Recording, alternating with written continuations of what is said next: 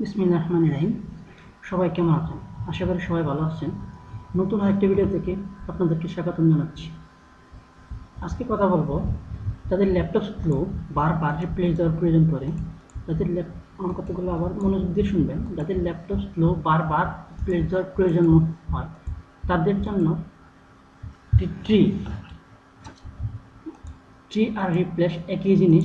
যারা জানেন তারা তো জানেন, যারা না জানেন তারা জেনে নিতে পারেন। ট্রি আর রিপ্লেস একই জিনিস। আমি একটা ট্রি আমার ল্যাপটপে ক্রিয়েট করছি। দেখেন, একটা ট্রিতে আপনি একসাথে অনেক রিপ্লেসের কাজ হয়। একবার চাপ দিলে আপনার ল্যাপটপ মোটামুটি সব ড্রাইভ রিপ্লেস হয়ে যায়। এটা কেমনে আমি ক্রিয়েট করছি আজকের ভিডিওতে আমি সেটাই বলবো। আমি প্রথমে এটা রিমুভ করে দিই, ডিলেট।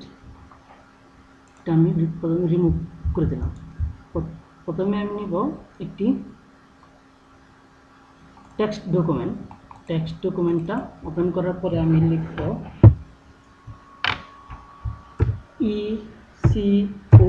ecoho এন্টার দিয়ে cd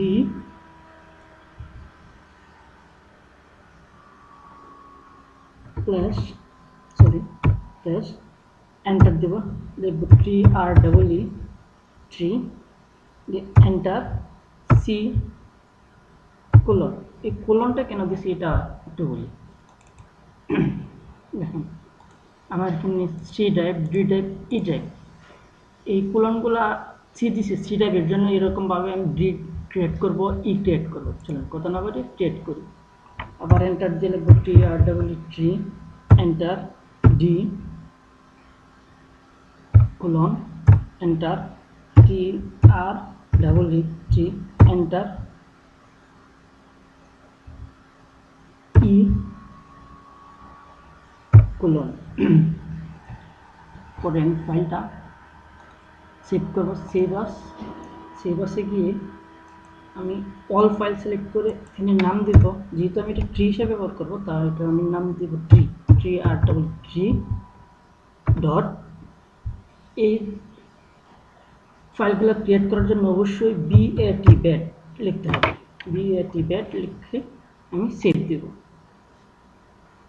দেখেন, আমার একটা ফাইল ক্রিয়েট হয়েছে। এখন যদি আমি আবার এটা রিপ্লেস দিই, দেখেন আমার সব ফাইল সে রিপ্লেস নেবে। এরকম আরও ইন্টারেস্টিং ভিডিও দেখতে চাইলে আমার চ্যানেলটি সাবস্ক্রাইব করুন। পাশে থাকার জন্য বেল আইকনটি বাজিয়ে দিন। ধন্যবাদ, সবাই ভালো থাকবেন। পরবর্তী